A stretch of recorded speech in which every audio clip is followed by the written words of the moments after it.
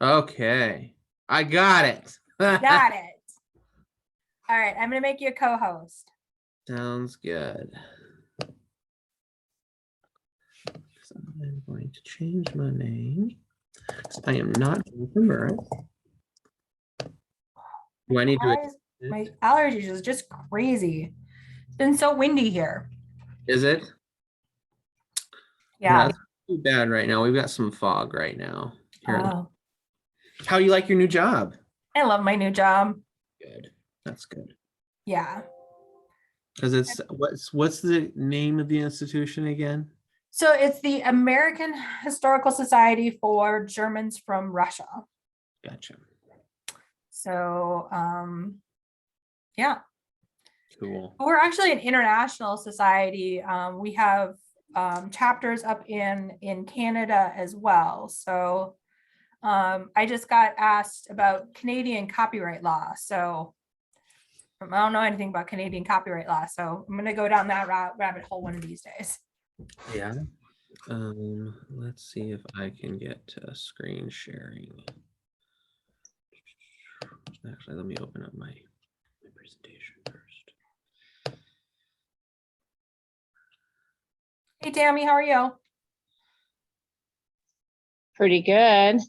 Hi, Tammy. Howdy.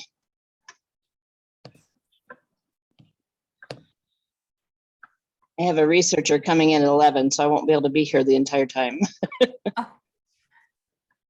Okay, can you guys see my slide there? Yes. Yeah.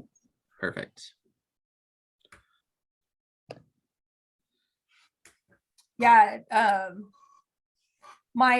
We ordered new shelves for our vault, and they've been back ordered for like 2 months or a month and a half, and they're gonna arrive today. Don't know what time, so If you have to jump off, you have to jump off. I'm very excited though. Yeah. No, I'm excited to get back into the monthly musing. Simply Good. because I have been swamped on everything, and this is just one of those things. I'm like, oh yeah, I'll do it.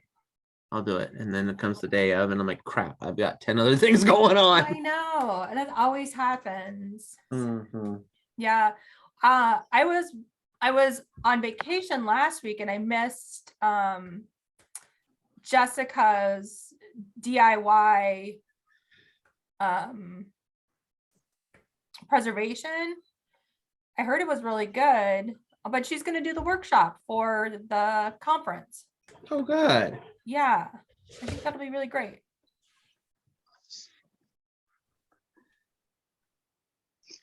But if anybody has, I'm trying to put together the schedule for monthly musings for next year. So if anybody has suggestions, let me know.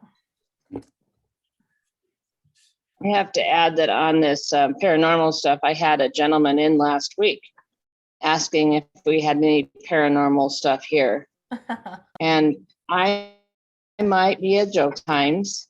And he was asking if he could stay, if there's any cemetery he could camp out overnight in. And I said, well, generally we don't allow camping overnight in a cemetery. I suppose you'd have, I don't know. I said, but I did have somebody pick up and move the other day. And he says, did you observe it? I said, no, there was other people. Interesting. He moved a person from out of that cemetery into the next cemetery. Whoops. I was like, let him. I was like, well, he was actually moved, not he didn't move himself. He didn't move himself, but thanks for a good story. Yep, and I thought, well, I'll just give him a little bit more. I was like, well, if he's camping in a cemetery, he might just take this. I don't think I've ever really heard too many people camping in a cemetery. Night. Those enthusiasts. If anyone, it would be a genealogist that would camp. That is very true. Yeah. I had a genealogist the other day, and they were wanting to get like the original scans from we have like the original like birth and death marriages from like Russia. And we have scans of those. We don't have the actual books. We just have scans of them. And she's like, well, you know, genealogists, they want the original source material. I'm like, oh, honey, I've been doing this for 22 years. There's nothing a genealogist can say that would surprise me at this point. Yeah, exactly.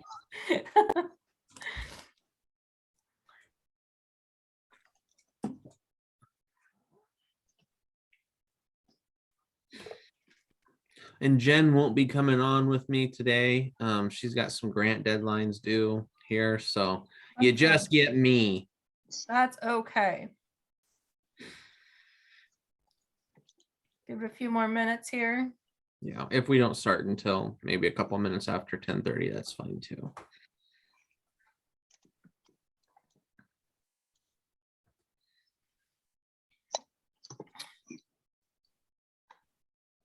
What's the weather like out there in the West?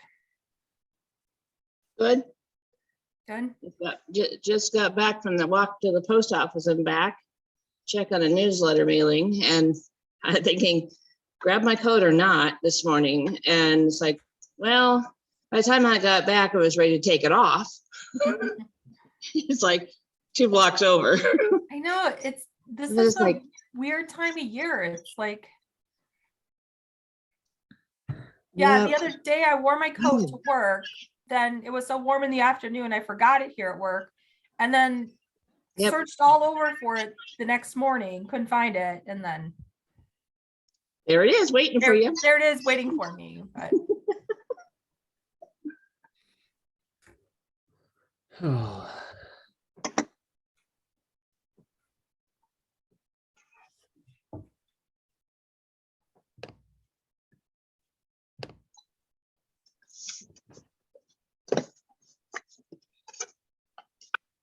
I do have a report ready to send, so Erin. I was working on the agenda this morning, so Have it ready to send. Maybe I can, after this, I'll hop on and see if I can send it to you. Moving forward with it. Becky is here. Hello, Hello. Oh, man. long time no see y'all. Yes.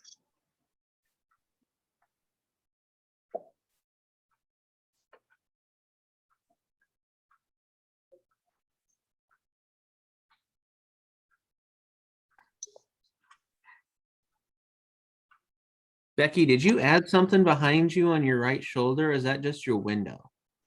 It's my window. Oh, okay. It looked like a frame of some sort.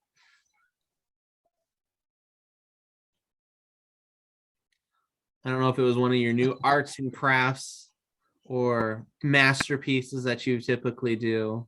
I love following that stuff on your Facebook, by the way. Oh, did we lose? Rose. Usually. Yeah,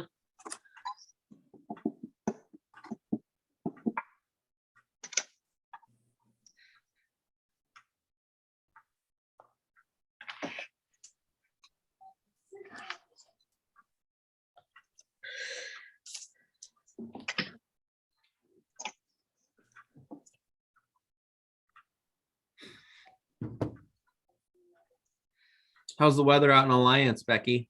cold, very cold. But I love it. I love winter, so I'm good. Did it snow there a couple days ago? No, haven't had any snow yet. I seen there was some snow in Shadron. Yeah, I heard that. We had like 4 flakes. That was it. No. April.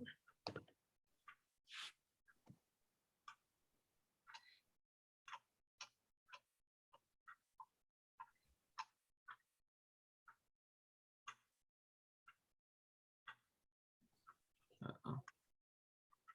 I tried admitting April in. I think I hope got her. Okay.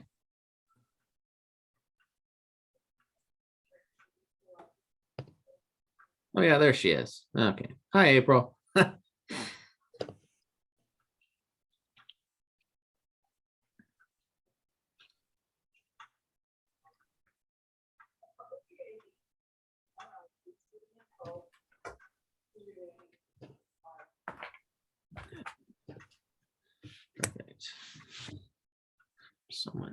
chat.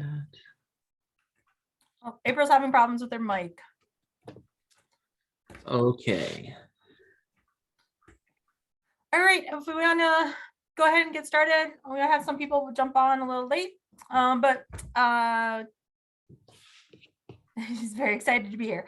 So I want to introduce Broc Anderson. He is the Community Engagement Director at the Buffalo County Historical Society at the Trails and Rails Museum in Kearney. Also, I want to say congratulations to Broc on being named UNK's first Graduate Student of the Year for his for graduating in May with his master's degree in history. So congratulations, Broc, and I'll let you take it away. Thank you. I appreciate that. So I'm gonna actually, before I get started, I want to see if I can see all of you. But just a quick show of hands, how many of us in our own institutions have maybe some paranormal going on that you think have happened before? So one, Jade, Becky, Tammy, yep, Saunders.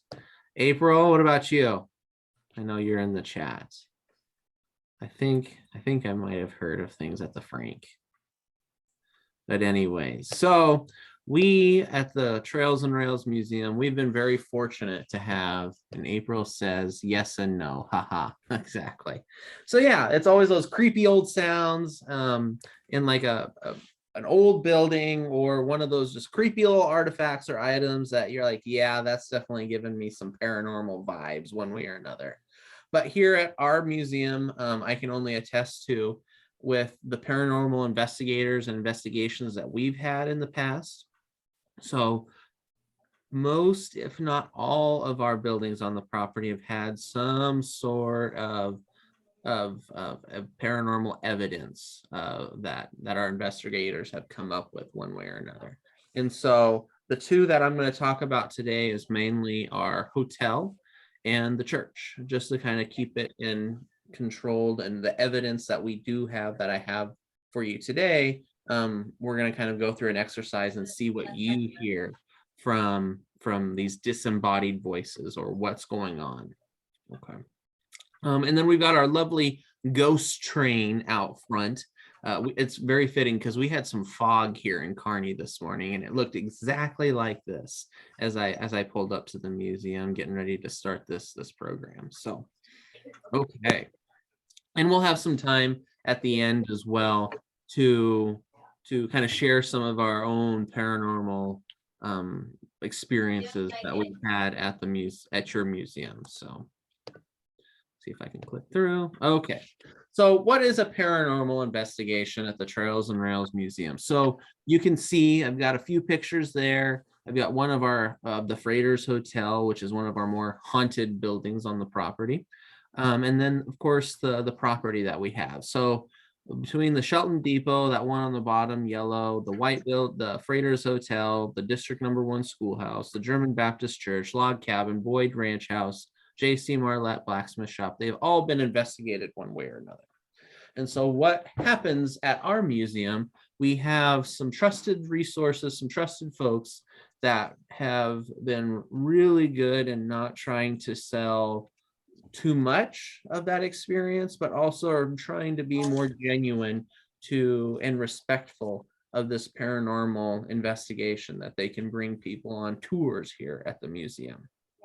So what they'll do is they'll bring in those witching rods that you see you can take to cemeteries. They'll interact with entities or spirits, whatever it may be, that way. We've had voice boxes. We've had recordings. We've had a lot of these things that are going into play. If there's a way that we can capture it, or these investigators can capture it, they're going to do it with some of the technology that they bring to the table that we simply don't have. So, for example, we did get a query this year to go do a paranormal investigation out in our church. So we'll see if that happens in the month of November, and a few people that'll get to tag along with that.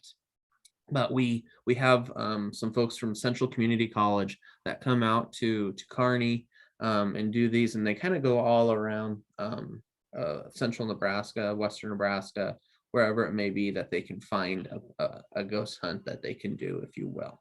Others that have done it before is Synergy. They're no longer really an organization anymore, but it's a great group of people that have done a lot of investigations and evidence that you'll hear today.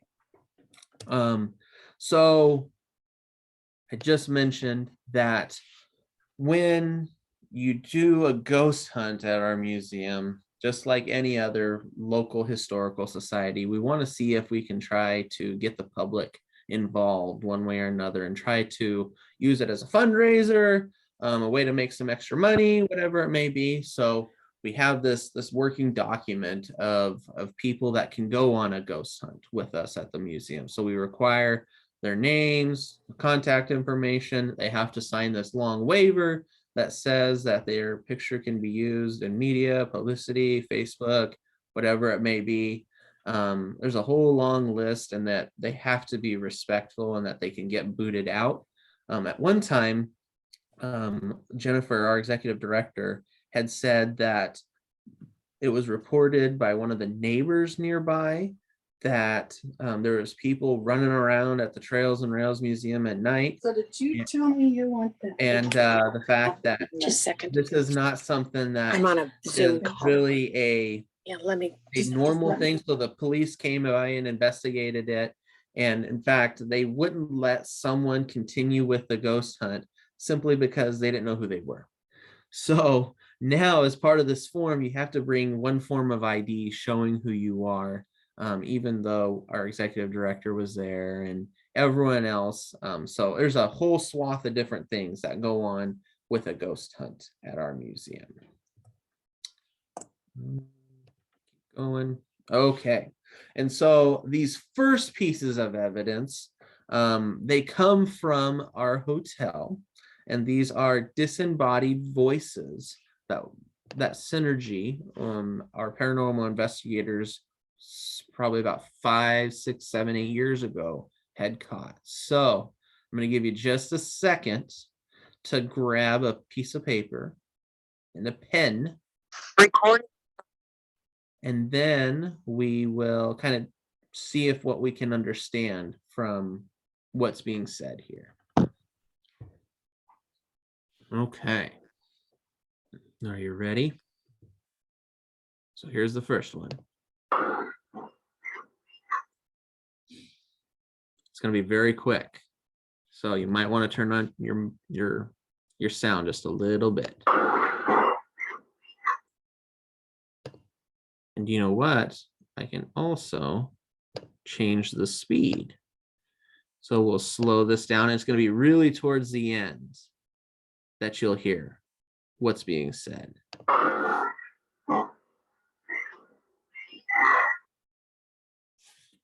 Maybe I'll speed that up just a little bit.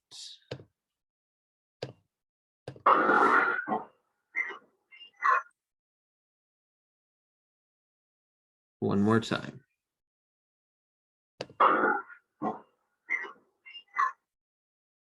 And so when it comes to uncovering this evidence, and from the few encounters that I've had with our investigators, it's simply replaying this over and over and over and over again, and trying to rule out as much as possible. Could this have been a car that's coming by? Could this have been someone else that's talking? Could it be anything else? And if it's unexplainable, then we say maybe that this is the paranormal. So I'll play it one more time.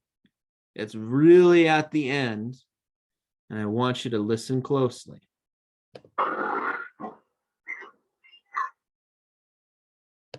Okay, is there anyone that wants to take a stab at what they think they heard, or if they didn't hear anything? Did they say, help me? You're close. Help me. Anyone else? That was actually a very, what's that? Talk to me? It's you're closer with that help part. Okay. From our paranormal investigators who have done this for a little bit longer than I have, they picked up on the words help free us. So I'm going to play that one more time so you can hear it. I might play it a few more times.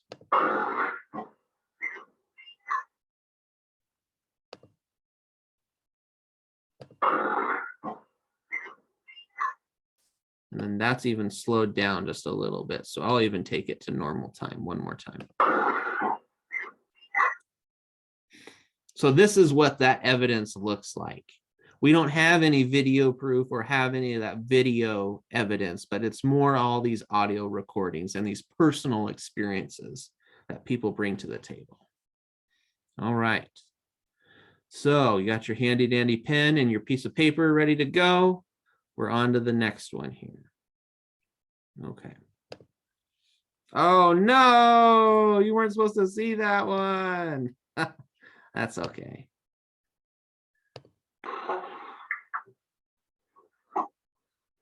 Okay.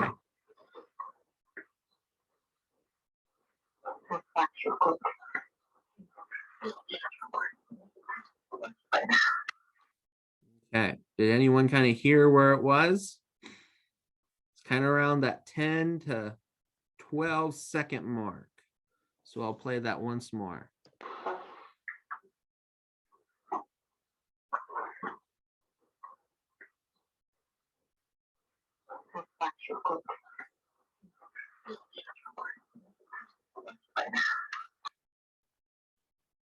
Okay.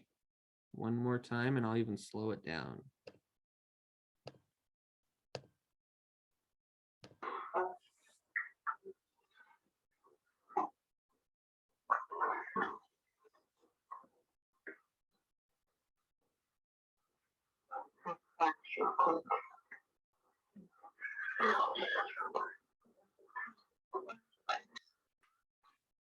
Okay. Anyone that did not see what the words were at the very beginning?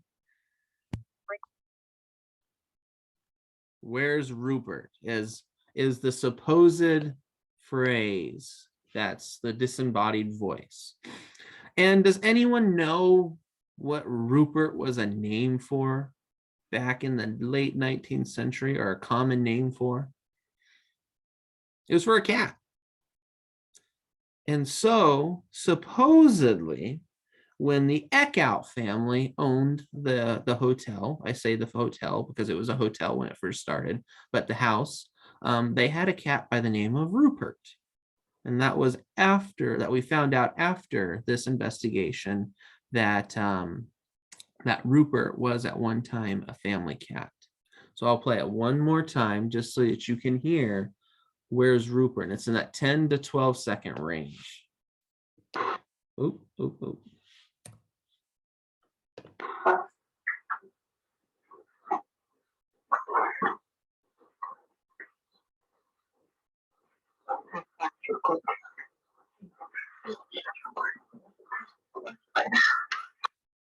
Okay, can anyone kind of hear that? Give me a thumbs up if you did, thumbs down if you didn't. No, not so much. Some of us maybe, yeah, absolutely. And so this isn't something that I am big on in myself and trying to uncover all these paranormal investigations. In fact, when Jen had sent all this evidence back on my way, I was like, I'm not going into the hotel until after Halloween. But, okay.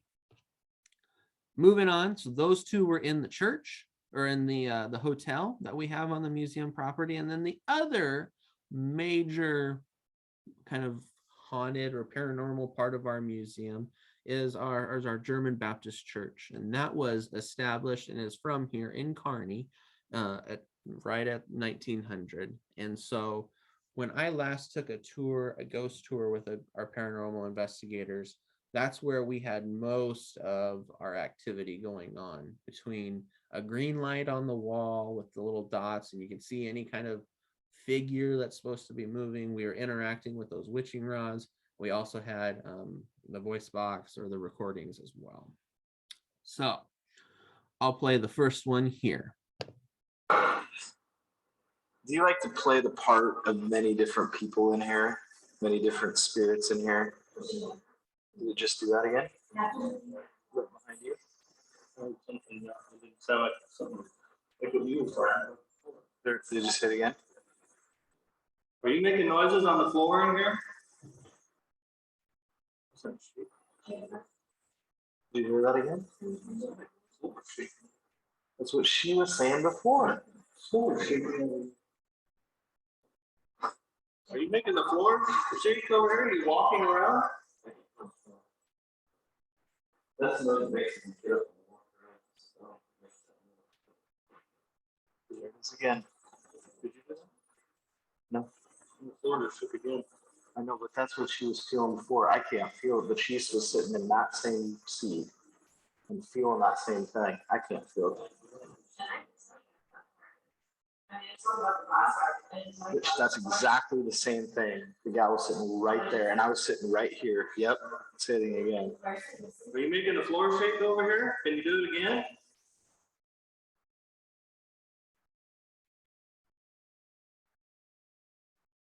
If that was you, light up this green light. Oh my gosh. Right off the bat.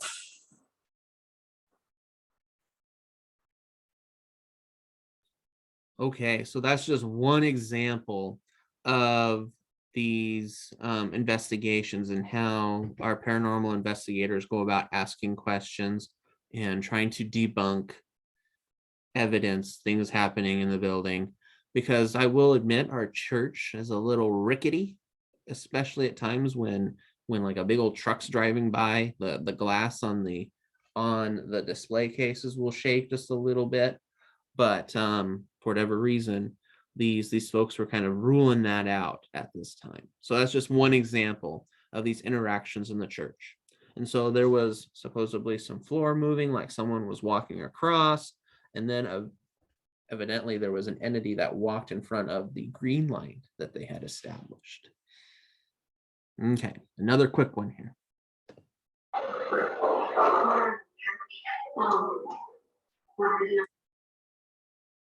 Supposedly there was a dog barking. I'm going to do it one more time. Oh.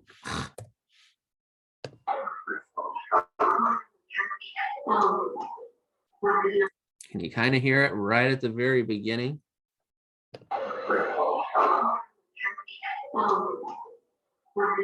And supposedly at this time, no one had heard that. And it was only captured by this voice recording. So one more time.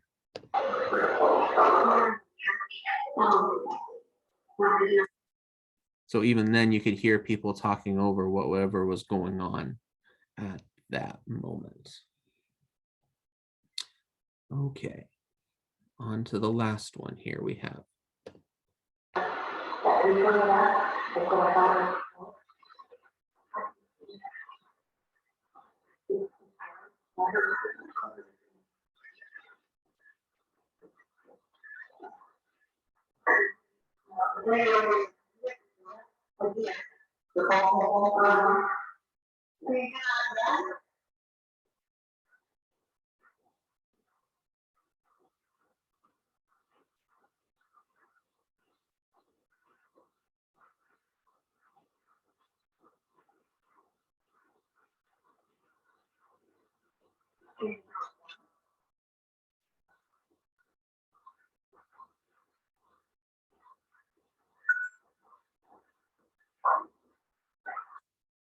So supposedly there was some knocking going on in the church at this time.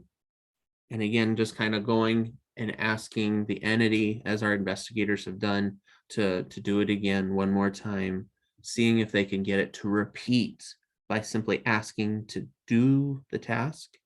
If it cannot be done again, maybe it's something that was an external factor. As far as my own experiences, again, me and the hotel do not get along, just simply because I've had a door slam upstairs, which is not possible or sound like it slammed. And while all the doors upstairs were clearly open, and I've had a significant chill come over my body as I was going in and doing blinds and putting up blinds and bringing them down. So when we had our last paranormal investigation, the church was where I had more of an interaction in like the ghost hunt setting. So granted, the hotel is the one that gives me more of the heebie-jeebies, if you will, but in the hotel, we were supposedly interacting with a little German boy. And so as I was sitting there watching, the investigator asking the entity to rotate the witching rods in a circle and in both directions, or halfway or a quarter of the way. She was speaking in German, kind of telling the little kid to roll the ball back and forth. That was another piece of evidence that had come out. And so you're hearing all of this, you hear what I'm saying, but you may be skeptical. And quite frankly, you should be, because unless you experience it yourself, then, I mean, a lot of these things can be replicated through the technology that we have today. But that's why we encourage these ghost hunts at our museum, so that way the general public can also see kind of some of what these investigators do around the state through Central Community College, as well as make it a fun-filled night where they can experience the paranormal. It's not necessarily guaranteed, but they have that opportunity, if you will. And so with that night in the church, we threw up the green wall. We sat there probably for at least 20-30 minutes. Nothing was coming through on that, but that is when we started interacting with this German boy just immediately after there with the witching rods. So and we moved on to the hotel. At that time, we were trying to interact with some flashlights to the point where an entity can turn it on and off. No real strong hits in there. So we spent the majority of our time in the church. And so for a ghost hunt, the last time that we had done it, it was about 3-4 hours just after dark, leading up to kind of that midnight hour, or even 11:30. As far as your own institutions, I asked just a moment ago, and I want to open it up into our group here. What have you folks have experienced at your own museums? So I know, Tammy, you were just talking about a gentleman that went to the cemetery himself to try to like camp out. Is that right?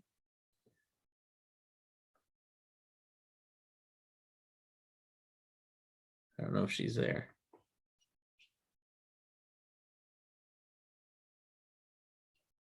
No, probably not. I can share while we're waiting out Tammy. Okay, yeah, absolutely. Yeah.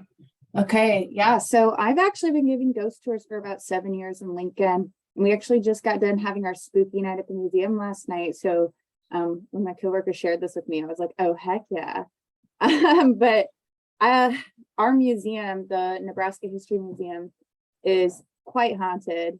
Our security guard, Kelsey, on his first week at the museum, had the whole thing all closed up and all the lights are off and everything. He's on the 3rd floor, getting ready to go into the elevator and be done for the night, when he hears an older woman call out, "Help me." And in his heart of hearts, he knew there was nobody else in the building, but he had to walk around to make sure there was nobody there and filled out an incident report, and nothing came of it. Well, our museum manager last October had a very similar experience where it was the end of the night, there was nobody in the building, and she hears what sounds like an older woman call out, "Help me," again. Then we had, I believe it was a World War II exhibit, some kind of soldier exhibit on our 2nd floor. And someone was in there late at night and they heard what sounded like soldiers marching.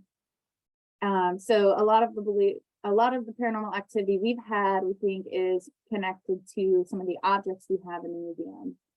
And then we had a gentleman who was removing some Native American pipes, and he had his back turned and he felt what felt like a big smack in the back. He turned around, there was nobody there. And then last night I hosted a mini paranormal investigation. I did an interview with KFOR and talked about some Nebraska ghost stories, and whoever wanted to could stick around afterwards. And so we had pulled out some of our spookier collection objects, and we had a lot of artifacts from Charles Starkweather, our infamous serial killer. And we were using equipment, and we started getting things coming through. Like, I was asking, how old are you? We got 18 came through. We said, like, the word famous popped up on one of our devices, and we started asking using one of our devices, is this Charlie Starkweather? And we heard a very clear male voice come through and say yes. Wow, And then that's I had creepy. to end it on that tour. Everyone was like, all right, this is good, we're done. It was creepy. So is this something that you guys have just done on your own at History Nebraska? Or is this some, No, I'm co-owner of my own business. Okay. Lincoln Historical Ghost Quest is what it's called. But last night was kind of the first time we had the opportunity to merge the two and do a spooky night. ooh, that sounds like fun. Yeah, So it was awesome. what location, was it just the museum part there, or were you in, okay. Yeah, we were just in the museum, though apparently our headquarters has a ghost as well. But the guy who saw something in our stack archives like refuses to say what he saw, but won't go in there anymore. So I don't know who told you that, but I worked in the stack for 13 years and there's no ghost. you don't see nothing? I think it's probably just the fact that 13 it's years. spooky. It's an Well- old building and has weird sounds. I worked there for 13 years. Well, and I worked there late at night. I was there until 9, 10 o'clock at night. Never experienced anything. So Well, I I will don't know also- who told you that, but if they don't Are- go into the stacks, that's because they're not allowed. Oh no, it was Kelsey who told me that somebody that used to work here. I have no idea who it was, but Okay. yeah, supposedly there's supposedly a ghost here. Okay. From what our investigators had told us, the more skeptical that you are, I have loved ghost stories and I'm very open to it. yeah, So, and that's fine. And yeah, and Dale Bacon was the ghost tour guide of Lincoln, and he never experienced anything in the headquarters building. sure. So, but I Sure. guess.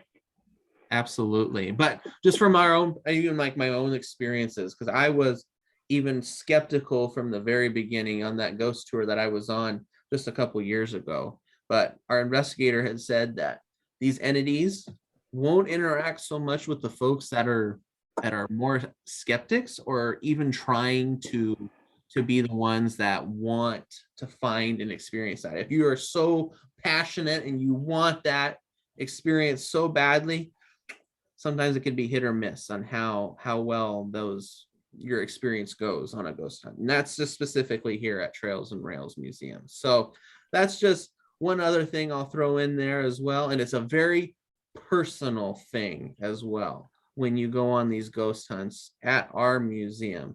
Granted, we do have some of these pieces of evidence that synergy or our investigators can point to and say, yeah, there's probably some paranormal things going on at your facility. We can back this up with what we think is being said or what is being done, but there's never a for sure.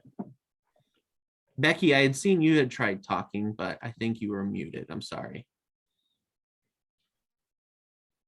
I hear in Broken Bow, they have the Arrow Hotel next to us, the infamous ghost over in 3rd floor over there. I'll have things, noises or things in here, or the doorbell go off and their door's not moving, like you're upstairs there.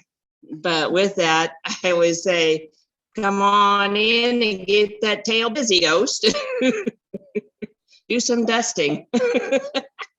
So it's like he said, I don't necessarily see too much other, but yeah, there are some noises, late at, when you're the difference in temperatures and that. But I always say it's like, well, when the door goes off, it's like, he has to be coming next door to check on me. So, but as I say, right across the street where I know that he has some different things over there. So, Yeah. I call it Any- Mahi, but I don't know. Anyone else wanting to share about some of their own paranormal and feelings or what they think had happened? Well, I've got a couple of things. We had a paranormal group come and do several of our buildings. They did, I think this is several years ago, and I'm not entirely sure which ones they did. I know they did our church, they did our school, the depot, and our historic house, which is not on our grounds. The only place that they picked up anything was the depot, and apparently they were going upstairs to the living quarters in the depot, and they recorded there was, I think, 3 of them, and one of them heard it. And I don't remember if they recorded it or not, but that's the only sort of paranormal thing that has occurred here. They gave us a report, and I haven't looked at it in ages, so I'm not entirely sure. But I have since learned that somebody did actually die in our depot, but that was much later. I didn't know it at the time, but I have no idea if what they heard was this individual or not. So the other, from my own experience, I think it was NPMA when they were in Omaha. We did some tours of Council Bluffs and the Squirrel Cage jail over there. I'm not normally sensitive, but when I went in, I just didn't want to stay in there. I mean, I was in there for a little bit, and then I was like, no, I kind of just gotta get out. It just kind of weirded me out to the point where, nah, I'm just gonna go outside for a little bit. So Yeah, that place is super creepy. I had Yeah. the same like creepy feeling. no, but that's the only 2 things that we really have, that I have. So I'm going to jump in just a second, if I may. Absolutely. I've been in and out of, it's been a busy morning here at the Platte County Museum, so I haven't been able to get in on all of this. But we had investigators come twice, several years ago. And the thing that struck me is they were in our east building. It's a metal Balin building, right? It was November. It was cold. It was windy. Metal buildings pop and crack and do all kinds of things. And they were just positive that that was the spirits talking to them. So, yeah. And we got to the point where people only wanted to come to see if they could see a ghost. So we're really playing down. We don't publicize this whole thing. It does come up on Facebook and things occasionally, but we don't want to be known as the haunted museum. We'd like to be known as the Platte County Museum with great history. So that was our experience with it. It was interesting. And you know, that's a really hard thing to kind of balance as well. So that way it's really, because we do guided tours at our museum, and to tell someone on a guided tour, like, oh, by the way, this building's haunted. This is how the experiences I've had, and this is what we've caught in disembodied voices in the closet of the main bedroom upstairs. You kind of have to pick and choose who you tell and how you tell it.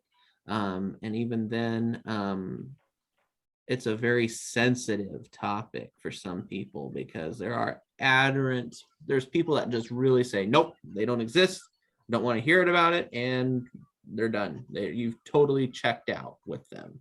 But then there's people that really take to that, and they're passionate about that part of whatever you're telling them about your museum.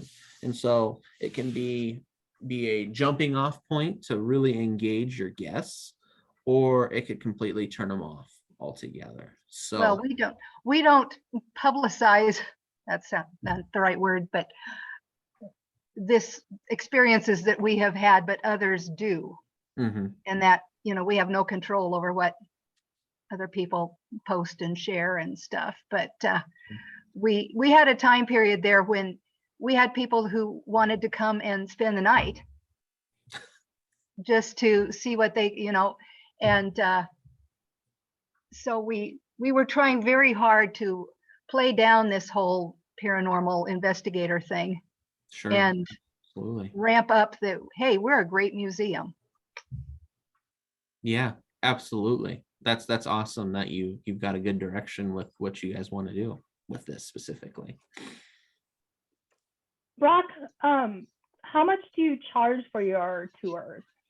So, and how it works, because these folks over from like the Grand Island area, CCC, we don't have like set tour times.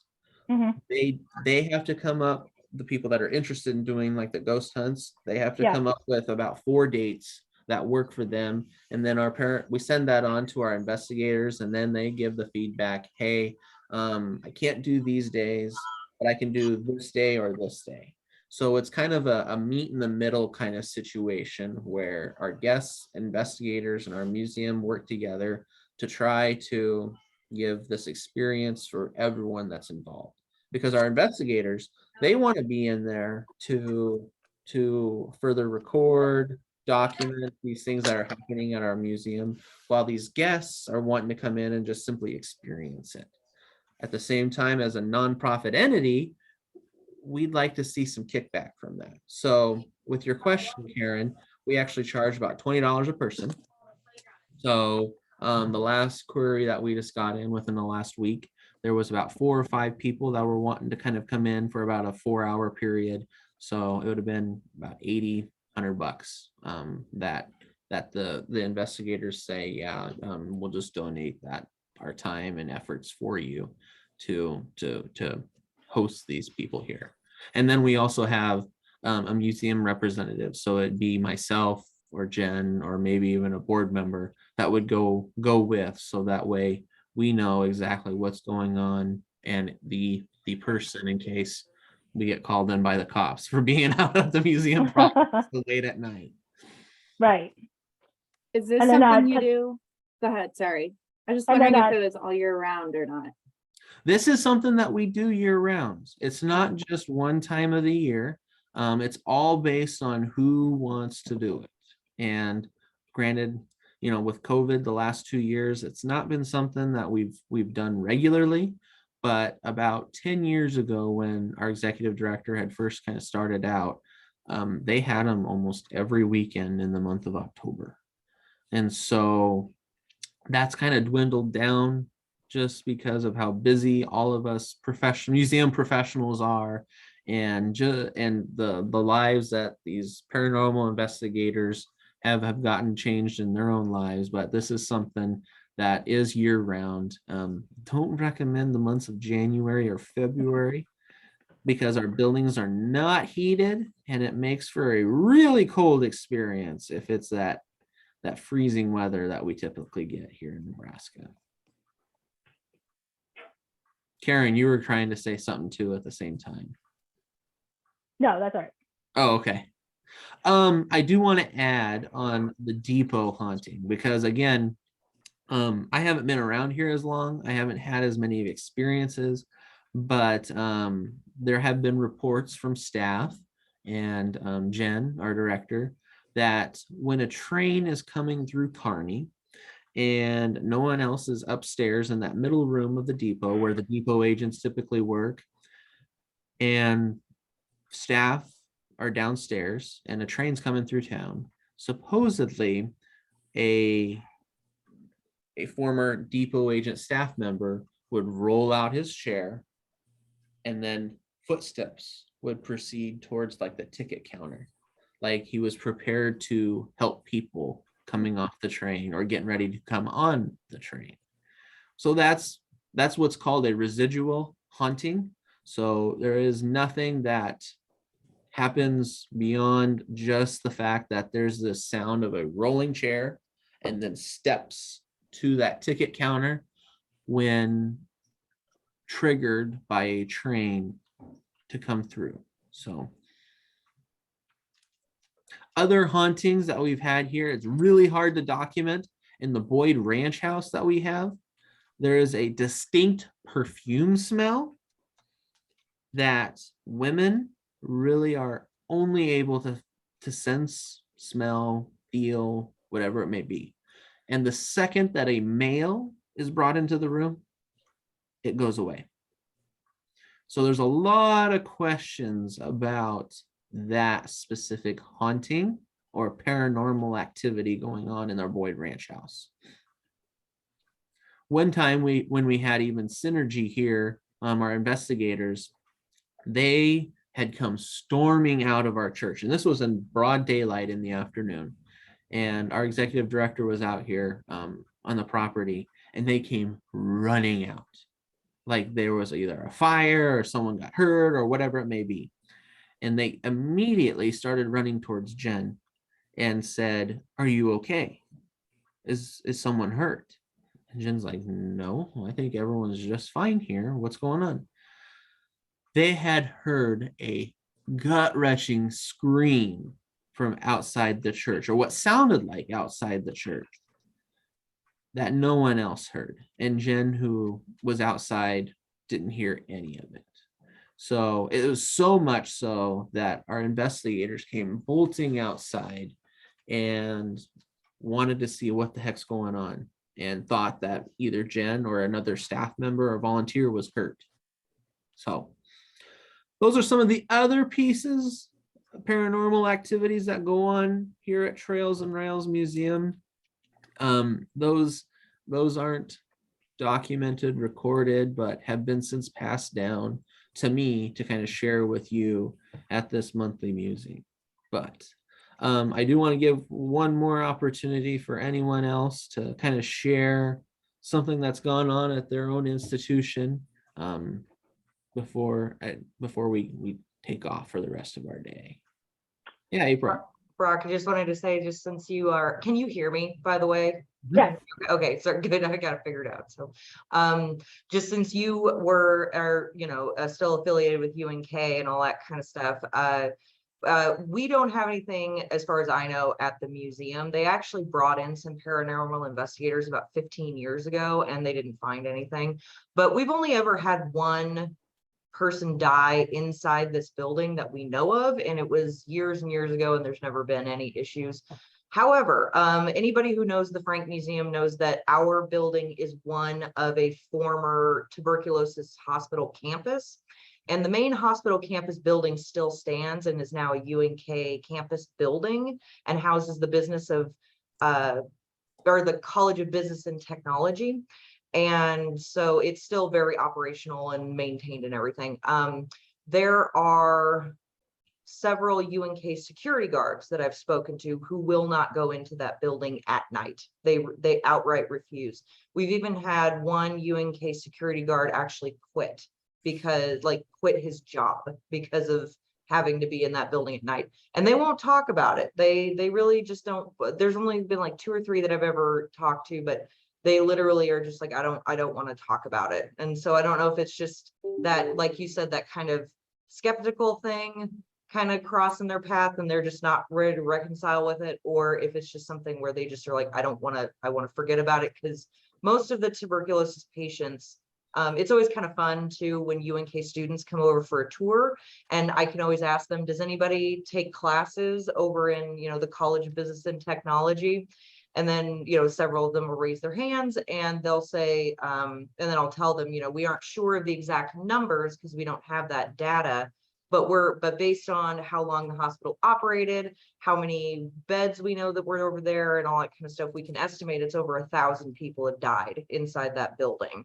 Wow. And so that always gives them something at least to remember. And it's always kind of interesting, but that's the only thing that we really have here is the fact that we were a hospital building for about 60 years and stuff like that. So we have the association, but not in our actual building. So we can still do that history. But we do try to use those stories as a way to teach responsible history. I feel like ghost and paranormal investigation stuff is a good opportunity for a lot of us to do that kind of how, Brock, what you were saying, make sure you take these factors into account, like cars driving by, and it makes people, we can apply that then to researching history. Make sure you take your source into account. Make sure you take your, the influences of the time period into account, that kind of stuff. So I think it's, whether or not it is actually applicable, I think it offers a good platform for just all of us in the museum and history world to responsibly examine a lot of stuff. So yeah, that's a really good point. So I do have an experience. This was at a former employee, and I don't know that I should. If you know me long enough, you know which museum I'm talking about. But it was a old farmhouse, and the former inhabitant was a very proper lady. And if you swore or gossiped, she would get upset, and blinds would go up, or door slams, or there would be stomping on the second floor. So you weren't allowed to gossip or swear inside the old farmhouse. I think I'd be in trouble. It seems like. I'd be so far out of that loop. I remember I was there helping with something, like helping cleaning or inventory or something. And all of a sudden I heard something like knocking or something. I mean, like, what is that? Is somebody upstairs? And they're like, oh no, that's just Mrs. Kroll, it's fine. And I'm like, I'm sorry, who? And they're like, it's fine. She probably just didn't like us gossiping. I'm like, oh, okay. But it is also the education center, so they do not advertise Mrs. Kroll, and they do not allow investigations there because it is meant for where they teach the kids classes. Yeah, that would be kind of problematic to advertise that as part of a facility with an educational. Well, I guess it would be an educational experience in itself, wouldn't it, Karen? Yeah. Well, I mean, as long as you are respectful and you keep your manners, she's very nice. But don't swear. Yep, exactly. Brock, when you were here, do you remember Martha? I don't know if I do. Did you ever experience Martha? Martha was our benefactor for our new museum. And Okay. we truly believe her spirit lives here because so many things happen that we can't account for. Things disappear off your desk almost in front of you and they come back. The weird noises, I can write those off to the concrete building, but there's so many other things. And a couple summers ago, we had her last surviving daughter was here with her children. And we're so used to it, we don't think. And all of a sudden, when the girl said, can I ask a question? Why do you have a picture of my grandma above all of the computers? How do you say, well, we think your grandma's a ghost that lives here. We said, well, we kind of feel Martha's with us. And so we have a picture just to remember her. And she says, oh, good, grandma's a ghost. She'd have loved that. And so, didn't have to worry about offending them. But yeah, we do feel like she is here and does a lot of stuff. And, when you're talking about using witching, that cracks me up because we call ourselves the city witches. We go out and we all have our own witching rods and we go witch the cemetery all the time for people. And that's something we do, and we do it for other people. We've witched out on farms and all kinds of stuff. Jody just witched up to Marsland this week. So we do that as a day-to-day thing and never thought about witching for ghosts. I didn't know it would have the same effect. Well, doesn't that, because it's that copper or carbon that really attracts the rods itself. So you can even use that to find water. Yeah, I have better luck finding dead people than water, but that's a whole nother subject. We use about a quarter, but I think it's a little bigger than a 1/4-inch copper rod. We had them made for us by a local guy, and the handles, you cannot manipulate them. They're loose flowing on them. So we feel pretty good about it, but we witch all the time. We spend 3 days every year at the cemetery witching for people. And we've had witching displays out there during Memorial Day, and we've getting at least 50 a year come watch us. That's awesome. So with Martha, you're talking about Martha Eldred, correct? Yeah.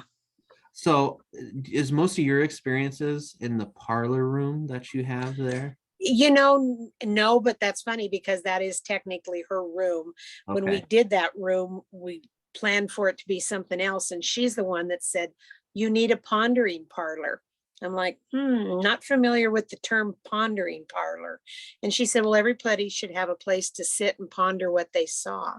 So that's Martha's Pondering Parlor. And we feel her everywhere.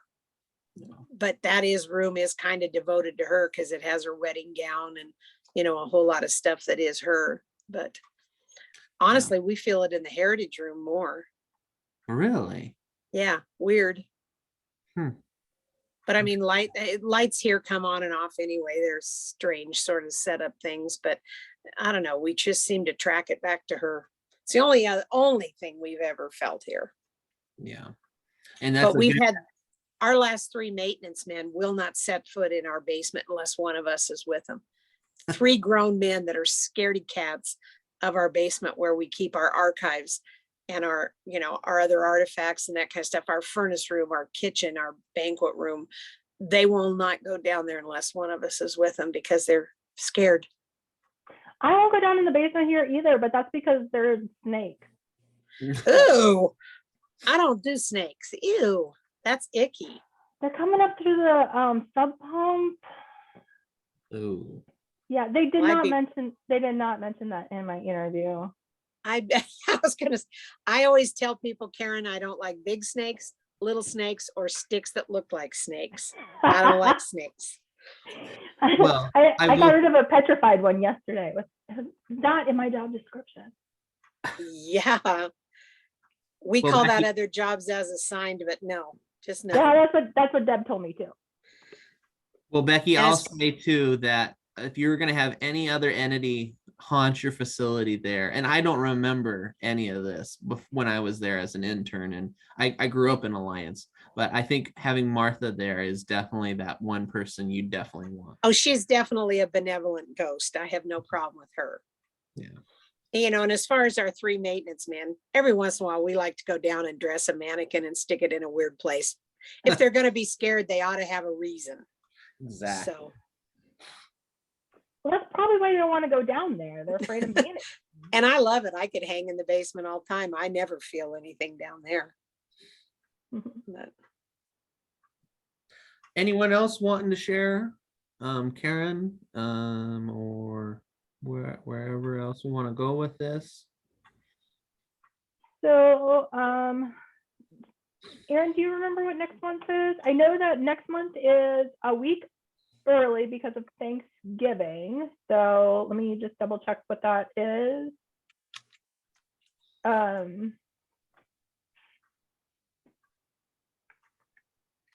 Sorry.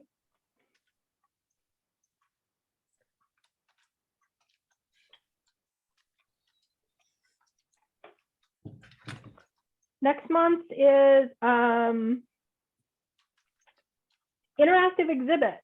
And it's going to be November 18th, also at 10:30, but well, I don't know if we have anybody set up for hosting that yet, but it should be a good good discussion on interactive exhibits. And then in December, it is also a week early on December 16th, and it's going to be about holiday celebrations. So, so please join us for both of those. And then I'm putting together next month or the 2023 schedule. So if anybody has any suggestions or would like to host a monthly musing, feel free to email me or contact me via Facebook. You can message the Nebraska Museums Association via Facebook, or my email is communications@nebraskamuseums.org. All right. Well, thank you so much for having me, and I hope to continue to be in with the monthly musings as we kind of enter our slower and colder months of the year. good to see everybody. Thanks for everybody.